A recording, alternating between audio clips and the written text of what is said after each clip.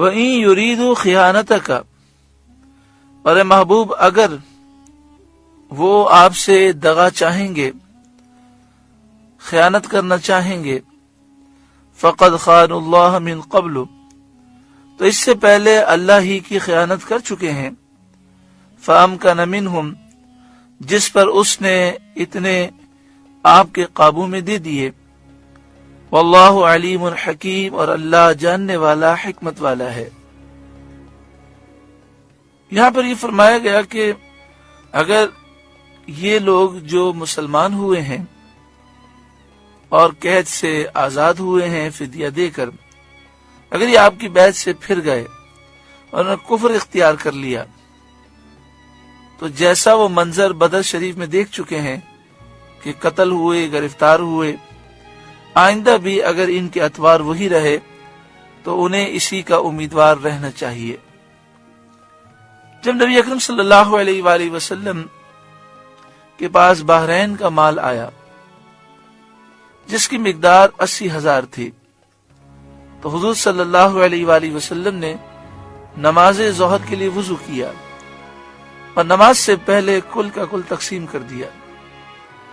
حضرت عباس رضی اللہ تعالیٰ عنہ کو حکم دیا کہ اس میں سے لے لو، تو جتنا ان سے اٹھ سکا اتنا انہوں نے لے لیا۔ وہ فرماتے تھے کہ یہ اس سے بہتر ہے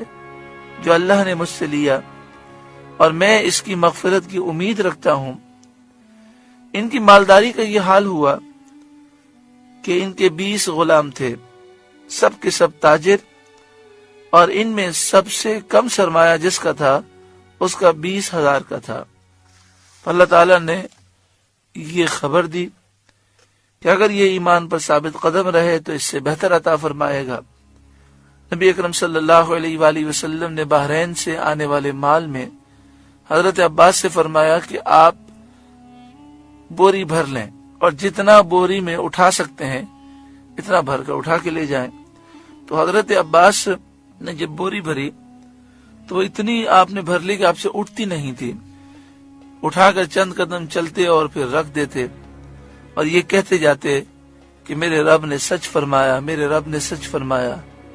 جو مجھ سے لیا اس سے بہت بہتر عطا فرمایا۔ اب مجھے اس بات کی بھی امید ہے کہ ساتھ میں یہ بھی فرمایا تھا کہ اللہ تعالیٰ تمہیں بخش دے گا، تو مجھے مغفرت کی بھی امید ہے۔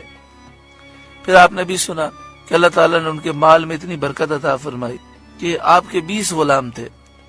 اور سب آپ کا کاروبار کرتے تھے اور ہر ایک کے پاس الگ الگ سرمایہ تھا، تو 20 غلاموں کے پاس کتنا سرمایہ ہوگا۔ اور یہ ایک مسئلہ آپ جانتے ہی ہیں کہ غلام بھی آقا کا ہوتا ہے، غلام کا مال بھی آقا کا ہوتا ہے۔ تو یہ 20 غلام آپ کے یہ تاجر تھے اور ان کے پاس آپ کا سرمایہ تھا جو وہ تجارت کرتے تھے، اس میں سے جو کم سرمایہ جس کا تھا وہ 20,000 کا تھا۔ تو آپ سوچیں 20 غلاموں کے پاس کتنا سرمایہ ہوگا اور خود حضرت عباس کے پاس کتنا مال ہوگا۔ جو شخص اللہ رب العالمین کی بارگاہ میں اخلاص کے ساتھ جھک جاتا ہے اور تقوی اور پرہیزگاری اختیار کرتا ہے، اس کی دنیا بھی سنور جاتی ہے اور آخرت بھی سنور جاتی ہے۔ ان الذین آمنوا، بے شک وہ لوگ جو ایمان لائے، وہاجروا، اور اللہ کے لیے گھر بار انہوں نے چھوڑے، وجاہدوا باموالہم وانفسہم فی سبیل اللہ، اور اللہ کی راہ میں اپنے مالوں اور جانوں سے لڑے، والذین آووا ونصروا، اور وہ جنہوں نے جگہ دی اور مدد کی، اولئک بعضهم اولیاء بعض، وہ ایک دوسرے کے وارث ہیں۔ یہاں پر جن مہاجرین کا ذکر ہے، وہاجروا، جنہوں نے ہجرت کی، اس سے مراد مہاجرین اولین ہیں جنہوں نے مکہ شریف سے حبشہ ہجرت کی اور پھر حبشہ سے مدینہ شریف آئے، اور وہ مہاجرین جو مکہ شریف سے مدینہ شریف گئے صلح حدیبیہ سے پہلے، انہیں مہاجرین اولین کہتے ہیں۔ تو یہاں مہاجرین اولین کا ذکر ہے۔ اور یہ جو فرمایا والذین آووا ونصروا، وہ جنہوں نے جگہ دی اور مدد کی، اس سے مراد وہ ہیں جنہوں نے مسلمانوں کی مدد کی اور انہیں اپنے مکانوں میں ٹھہرایا، یہ انصار ہیں۔ انصار کو اللہ تعالیٰ نے بڑا مقام و مرتبہ عطا فرمایا۔ نبی اکرم صلی اللہ علیہ وآلہ وسلم کے فرمان پر انصار کے دو قبیلے اوس اور خزرج دونوں بھائی بھائی ہو گئے۔ 120 سال پرانی جنگیں ختم ہو گئیں، بھائیوں سے بڑھ کر محبتیں پیدا ہوئیں۔ جب مہاجرین ہجرت کر کے مدینہ شریف آئے تو پیارے آقا صلی اللہ علیہ وآلہ وسلم نے ایک مہاجر کو ایک انصاری کا بھائی بنایا، تو اس نے اتنی محبت کا اظہار کیا کہ اپنا آدھا مکان مہاجر کو دے دیا، اپنا آدھا کاروبار، اپنا آدھا باغ، اپنی آدھی کھیتی مہاجر کو دے دی۔ اس قدر انہوں نے مدد فرمائی، اور پھر اس مدد کے صدقے میں نبی اکرم صلی اللہ علیہ وآلہ وسلم کی نگاہ کرم کے صدقے میں جو مہاجرین مکہ شریف سے آئے تھے ان کے لیے اللہ تبارک و تعالی نے ہر قسم کی راحت کے سامان مہیا فرمائے۔ تو فرمایا کہ اولئک بعضهم اولیاء بعض، اب مہاجر میں سے کوئی انتقال کر جائے یا انصار میں سے کوئی انتقال کر جائے تو انہیں وراثت میں سے حصہ ملے گا، وہ ایک دوسرے کے وارث ہیں۔ لیکن یہ حکم ابتدائے وقت میں تھا، یہ حکم شروع میں تھا، لیکن جب کچھ وقت گزر گیا تو پھر وراثت کے احکام بیان کر دیے گئے، اور یہ فرمایا گیا کہ مہاجر اور انصار ایک دوسرے کے اب وارث نہیں ہیں۔ والذین آمنوا ولم یہاجروا،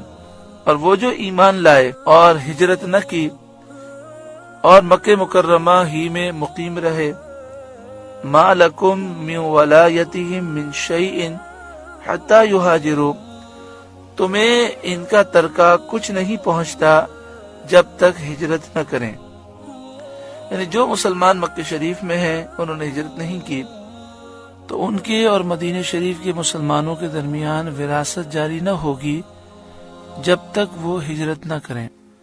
وَإِنِ اسْتَنصَرُوكُمْ فِي الدِّينِ فَعَلَيْكُمُ النَّصْرُ، اور اگر وہ دین میں تم سے مدد چاہیں تو تم پر مدد دینا واجب ہے۔ یعنی مکہ شریف میں جو مومنین ہیں جنہوں نے ابھی ہجرت نہیں کی تو ان کے اور مدینہ شریف کے مسلمانوں کے درمیان وراثت جاری نہ ہوگی، یعنی وراثت میں سے انہیں حصہ نہیں ملے گا۔ لیکن اگر مکہ شریف میں مقیم مسلمانوں کو ضرورت پڑے مدد کی تو انصار پر اور دیگر مہاجرین پر لازم ہے کہ وہ دین کے معاملات میں ان کی مدد کریں اپنی طاقت کے مطابق۔ الا علی قوم بینکم و بینہم میثاق، مگر ایسی قوم پر کہ تم میں ان میں معاہدہ ہے۔ یعنی یہ مسلمان جو مکے میں ہیں تم سے مدد مانگیں اس قوم کے خلاف جس قوم سے تم معاہدہ کر چکے ہو، تو تم اپنے معاہدے کی پاسداری کرو گے اور اس قوم پر حملہ نہیں کرو گے۔ واللہ بما تعملون بصیر، اور اللہ تمہارے کام دیکھ رہا ہے۔